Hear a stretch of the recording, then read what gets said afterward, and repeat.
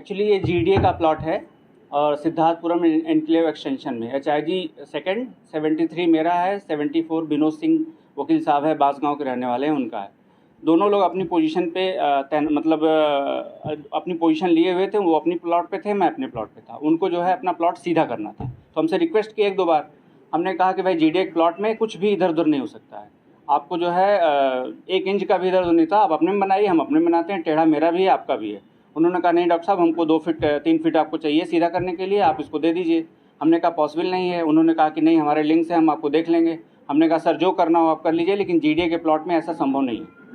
करीब मेरी बाउंड्री बनी हुई थी, मैंने रीसेल पे प्लॉट लिया हुआ था, जो कि ऑलरेडी रघुराज प्रताप मल के नाम से अलॉटेड प्लॉट था, जिसकी सारी फॉर्मेलिटीज़, रजिस्ट्रेशन, रजिस्ट्री, चौहद्दी और कब्जा, उसके बाद मैंने रजिस्ट्री कराई। रजिस्ट्री के बाद मेरा म्यूटेशन हुआ, मेरा नक्शा पास हुआ। विनोद सिंह का भी नक्शा पास है, उनकी अपनी जो टाइटल थी, जो रजिस्ट्री थी, उस पर उनका नक्शा पास है, मेरी रजिस्ट्री पे मेरा नक्शा पास है।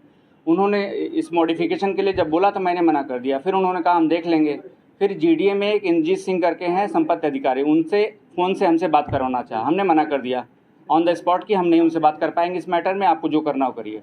फिर करीब 1 साल बाद मेरे पास वीडियो मौजूद है कि जीडीए में विनोद सिंह ने एक इंद्रजीत सिंह के माध्यम से एक नया लीज प्लान तैयार किया, जो कि इम्पॉसिबल है 17 साल अलॉटमेंट के बाद, जो कि मेरा प्लॉट रीसेल पे लिया हुआ है।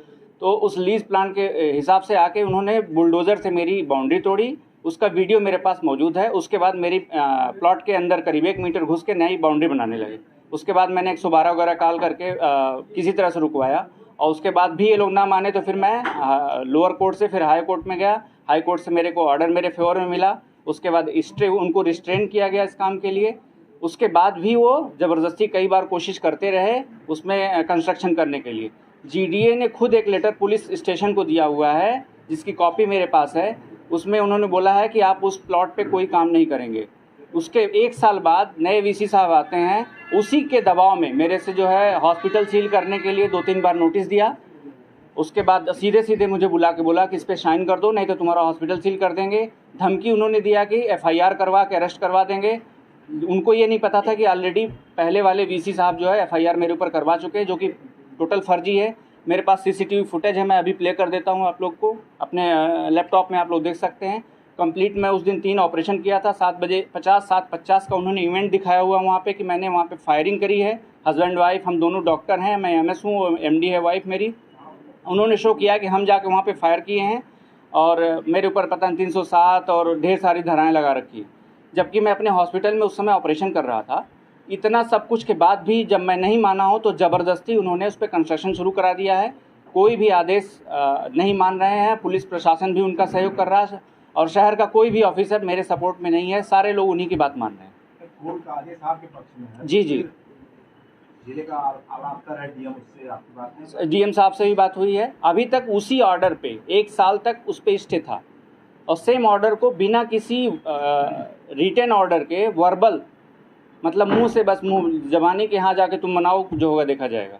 और वो अपना कंस्ट्रक्शन कर रहा है। उसके पास कोई भी, उनके पास कोई भी जो है रिटन ऑर्डर नहीं है, लेकिन वो कंस्ट्रक्शन पूरा मेरे अंदर घुस के कर रहे हैं और कोई रोकने नहीं आया। जबकि मैं SSP साहब से भी मिल चुका हूँ, DM साहब से मिल चुका हूँ, थाने पे मिल चुका हूँ, सारे 112 पे कॉल कर चुका हूँ। वो लोग कह रहे हैं कि हम जब SSP साहब और DM साहब आपके नहीं सुन रहे हैं तो हम लोग क्या करें।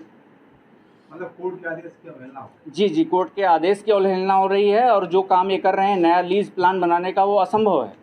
17 साल बाद जीडीए का उस ज़मीन पे कोई राइट होता ही नहीं है, जो फ्री होल्ड प्लाट है, जिसका ओनरशिप मेरे पास है, जो मैंने जीडीए से नहीं बल्कि रीसेल में लिया हुआ है। आप चाहते क्या हैं? कैसे आपको न्याय? मैं ये चाहता हूँ कि चूँकि मुझे लगता है कि माननीय मुख्यमंत्री जी को, महाराज जी को मेरी बात जो है सही तथ्यों के साथ पहुंच नहीं पा रही है, और चूंकि वहां पे कुछ लोग ऐसे हैं जो मेरी बात को वहां पहुंचने नहीं दे रहे हैं, तो मैं आप लोगों के माध्यम से यही चाहता हूं कि महाराज जी तक मेरी बात जो है सही मायने में पहुंचे, और जिससे मेरे साथ न्याय हो सके। मेडिकल एसोसिएशन से कुछ नहीं किया? नहीं, मेडिकल एसोसिएशन चूँकि हॉस्पिटल का इन्वॉल्वमेंट होता है, तो मेडिकल एसोसिएशन उस मैटर में मेरे साथ था जब मेरे हॉस्पिटल पर सील हुई थी, तो उसके बिहाफ पे मुझे जो है उससे राहत भी मिली थी। लेकिन चूँकि ये मेरा पर्सनल मैटर है, इसलिए मैंने मेडिकल एसोसिएशन को इसमें इन्वॉल्व करना उचित नहीं समझा।